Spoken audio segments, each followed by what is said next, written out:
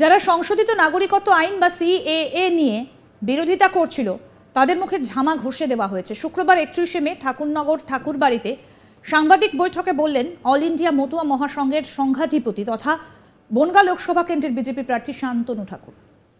সম্প্রতি দেশ জুড়ে লাগু হয়েছে সিএএ, তারপর থেকেই আনন্দে মেতে উঠেছিলেন মতুয়া উদ্বাস্তুরা। সিএএ তে আবেদন করার জন্য অনলাইনে একটা পোর্টালও চালু হয়েছিল। আবেদন প্রক্রিয়া চালু হয়েছে সেখানে। মাস কয়েক আগে সিএএ তে আবেদন করে দিল্লিতে মোট 14 জনকে নাগরিকত্ব শংসাপত্র দেওয়া হয়েছে। এবার রাজ্যের মোট 8 জনকে নাগরিকত্ব শংসাপত্র দেওয়া হয়। তার মধ্যে রয়েছে ঠাকুরনগর বড় এলাকার এক গৃহবধূ শান্তিলতা বিশ্বাস। 16 বছর বয়সে তিনি ধর্মীয় নির্যাতনের কারণে এই দেশে চলে এসেছিলেন। অবশেষে তিনি ভারতীয় নাগরিক হিসেবে স্বীকৃতি পেয়েছেন। তার স্বামী তারক বিশ্বাসও নাগরিকত্বের জন্য আবেদন করেছেন। খুব শীঘ্রই তিনিও ভারতীয় নাগরিকের স্বীকৃতি পেয়ে যাবেন। এই প্রসঙ্গে সাংবাদিক সম্মেলন করে শান্তনু ঠাকুর বলেন, যারা ধর্মীয় নির্যাতনের কারণে এদেশে চলে এসেছিলেন তাদের উদ্বাস্তু বলা হতো। এবার থেকে কেউ আর তাদের বাংলাদেশি বা উদ্বাস্তু বলবে না। এতদিন ধরে তাদেরকে কাগজ কলমের দিক থেকে হেনস্থা হতে হতো, সেই সমস্যার সমাধান হয়েছে। শান্তনু ঠাকুর আরও বলেন, এই সংশোধিত নাগরিকত্ব আইন নিয়ে যারা অপপ্রচার করছিলেন তাদের বলতে চাই, যারা আবেদন করেছেন নাগরিকত্ব পেয়েছে তাদের কোনো কিছু বাতিল হয়নি, এবং যারা নিঃস্বার্থ নাগরিকত্ব বলে চেঁচাচ্ছিলেন তাদের বলছি সিএএ তে আবেদন করার জন্য কোনো কাগজ দরকারই পড়েনি। যারা বিরোধিতা করছিলেন তাদের মুখে ঝামা, গরুর গোবর, চুনা ঘষে দেওয়া হয়েছে। শান্তনু ঠাকুর আরও বলছেন, 10,000 মতুয়া উদ্বাস্তু আবেদন করেছেন, এখনও আবেদন প্রক্রিয়া চলছে। কি বলছেন শান্তনু ঠাকুর শোনাবো। আজকে অপপ্রচার করেছিলেন যে সিটিজেনশিপ পেলে আপনার নাগরিকত্ব চলে যাবে, সরকারি সুবিধা চলে যাবে, আপনার বিভিন্ন প্রকার সমস্যা হবে। আমি তাদের বলতে চাই, উনি আমাদের সঙ্গে প্রেজেন্ট এখানে আছেন উপস্থিত, ওনার কোনো রকম সার্টিফিকেট বাতিল হয়নি, ওনার আধার কার্ড বাতিল হয়নি, রেশন কার্ড বাতিল হয়নি, প্যান কার্ড বাতিল হয়নি, কোনো কিছু বাতিল হয়নি।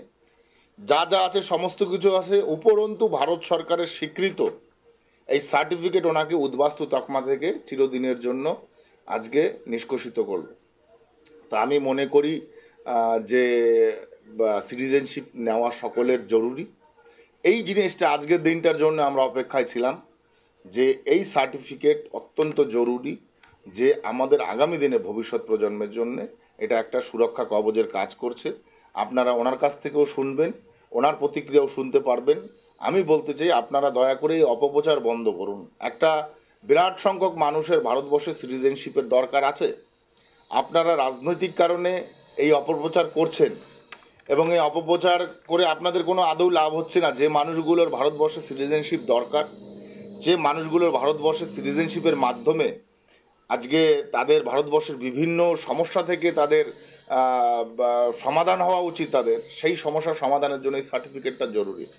আর যারা নিঃশর্ত নাগরিকত্ব বলে চেঁচাচ্ছিলেন, আমি তাদেরকে বলতে চাই, ইনি আজকে সিটিজেনশিপ আমাদের এই শান্তিলতা বিশ্বাস, আমাদের যে দিদি আমাদের সার্টিফিকেট পেয়েছেন, ওনার কিন্তু উনি নিঃশর্তই নাগরিকত্ব পেয়েছেন। ওনার কোনো কিছু দেখাতে হয়নি, কোনো কিছু দেখানোর প্রয়োজন পড়েনি। এই কারণেই পড়েনি যে এটা নাগরিকত্ব দেবার আইন, নাগরিকত্ব ছিনিয়ে নেবার আইন নয়। তো যারা নিঃশর্ত করে চেঁচাচ্ছিলেন তাদের কাছে আমি প্রশ্ন করতে চাই, কিসের নিঃশর্ত? নাগরিকত্ব দেবে ভারত সরকার, তাতে আবার শর্তটা কিসের? তো অতএব আপনাদের মুখে ঝামা দিয়ে ঘষে দেওয়া হয়েছে এই নাগরিকত্ব দেওয়ার মাধ্যমে। যারা নিঃশর্ত নাগরিকত্বের কথা বলছিলেন আর যারা এর যারা বিরুদ্ধে কথা বলছিলেন তাদের মুখে আজকে ঝামা ঘষা হয়েছে। তো আমি মনে করি যে সিটিজেনশিপ জরুরি, সিটিজেনশিপ নেওয়াটা জরুরি, বিশেষ করে যারা ওপার বাংলা থেকে আগত মানুষ তাদের। সদ্য নাগরিকত্ব যিনি পেয়েছেন অর্থাৎ শান্তিলতা বিশ্বাস, তার বক্তব্য এবার শোনাই আপনাদের। নাগরিকত্ব পেয়ে আমি খুব খুশি, আনন্দিত, এবং আমি যেরকম পেয়েছি আমার মতন যেন সবাই যারা ওপার বাংলা থেকে এসছে তারা যেন সবাই এই নাগরিকত্ব পেয়ে আনন্দিত হয়, এবং আমাদের ঠাকুরবাড়ি ঠাকুর দাদা ওনার যেন সেই উচ্চের যে সেটা যেন ওনারও পূর্ণ হয়, মনের আশা।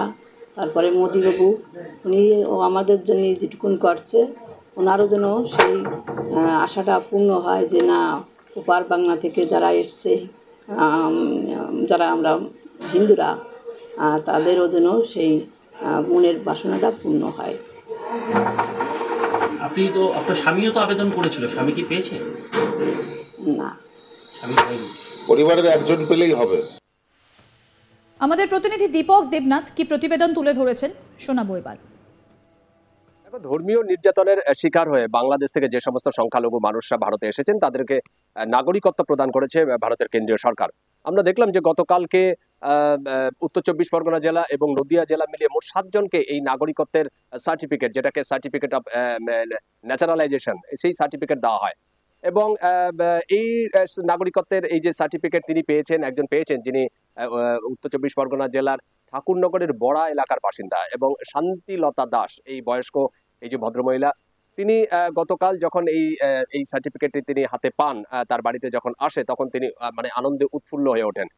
তিনি সংবাদ মাধ্যমকে জানিয়েছেন যে তিনি অত্যন্ত খুশি এবং এই সার্টিফিকেট পাওয়ার পর তিনি মোদী, মানে ভারতের প্রধানমন্ত্রী নরেন্দ্র মোদী এবং এলাকার যে স্থানীয় সাংসদ এবং মতুয়া মহাসংঘের যে সংঘাধিপতি শান্তনু ঠাকুর, তাকে ধন্যবাদ জানিয়েছেন, তাকে অভিনন্দন জানিয়েছেন যে তাদের এই যে তাদের যে প্রচেষ্টা, এই প্রচেষ্টার ফলে তিনি আজ ভারতীয় নাগরিকত্ব হয়েছেন এবং এবার থেকে তাকে আর কেউ বাংলাদেশি বলে বা উদ্বাস্তু বলে আর কেউ সম্বোধন করতে পারবে না বা কটাক্ষ করতে পারবে না।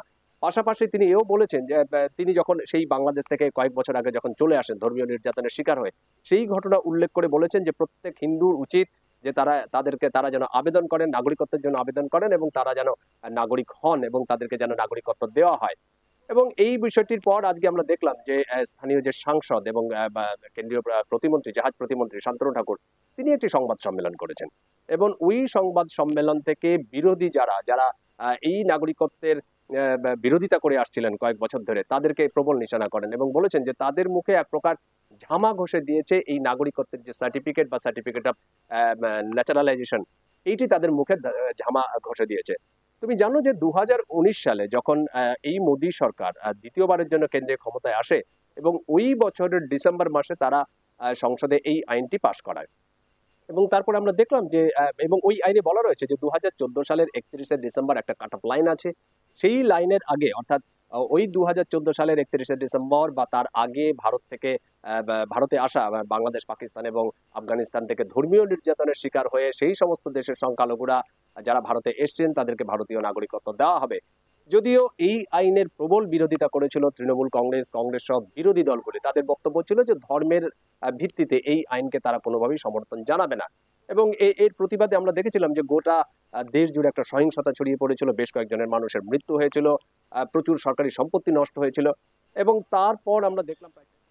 আরো আপডেট পেতে দেখতে থাকুন আজ তাক বাংলার ইউটিউব চ্যানেল, সাবস্ক্রাইব করুন।